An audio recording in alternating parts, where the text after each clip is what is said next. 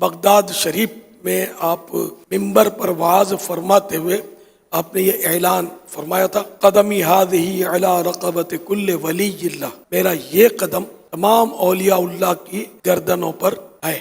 سب سے پہلے حضرت علی بن حیتی رحمۃ اللہ علیہ سب سے پہلے خلیفہ بھی ہیں غوث پاک کے، یہی سب سے پہلے آگے بڑھے اور قدم مبارک تھام کر اپنی گردن پہ لیا تھا۔ پھر یہ دیگر اولیاء کرام نے بھی باری باری ایسا کیا۔ ان دنوں حضرت خواجہ غریب نواز معین الدین چشتی اجمیری رحمۃ اللہ علیہ خراسان کی پہاڑیوں میں عبادت فرماتے تھے، یہ بھی بیان سنتے تھے غوث پاک کا۔ انہوں نے یہ سن کر غوث پاک کے جناب میں عرض کیا، بل عینی و علی رأسی، کہ آپ کا مبارک قدم میری گردن ہی پر کیوں بلکہ میری آنکھوں پر، میرے سر پر۔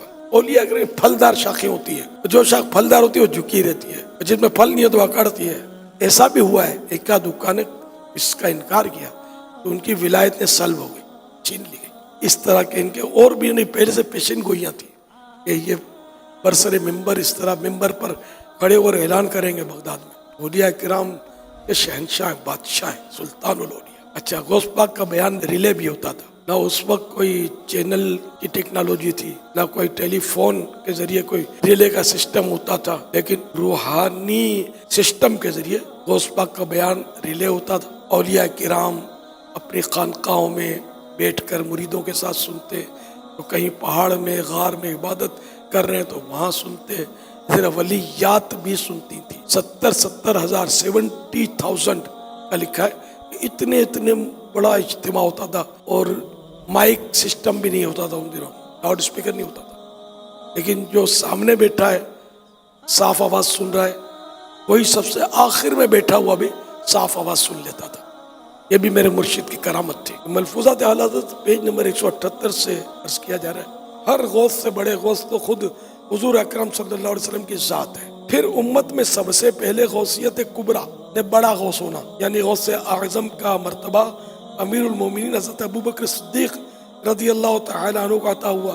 ان کے بعد امیر المومنین فاروق اعظم رضی اللہ عنہ کو یہ مرتبہ عنایت ہوا، پھر امیر المومنین حضرت عثمان غنی رضی اللہ عنہ کو یہ مرتبہ ملا، پھر مولا علی رضی اللہ عنہ کو، اور پھر حضرت امام حسن مجتبی نواسہ رسول رضی اللہ عنہ سے درجہ بدرجہ امام حسن عسکری رضی اللہ عنہ تک یہ سب حضرات مستقل غوث یعنی قطب اکبر و غوث اعظم ہوئے۔ امام حسن عسکری رحمۃ اللہ علیہ کے بعد سے حضور غوث اعظم رحمۃ اللہ علیہ تک جتنے اولیاء کرام ہوئے سب حضور غوث پاک کے نائب یعنی ماتحت ہیں، انڈر میں ہیں، اور حضرت امام مہدی رحمۃ اللہ علیہ تک جتنے اولیاء آئیں گے سب حضور غوث اعظم رضی اللہ عنہ ہی کے نائب یعنی ماتحت ہیں، انڈر میں ہیں۔ پھر امام مہدی رضی اللہ عنہ کو غوثیت کبریٰ کا مرتبہ ملے گا۔ اور غوث جو ہوتا ہے نا، یہ سارے اولیاء میں بڑا ہوتا ہے غوث۔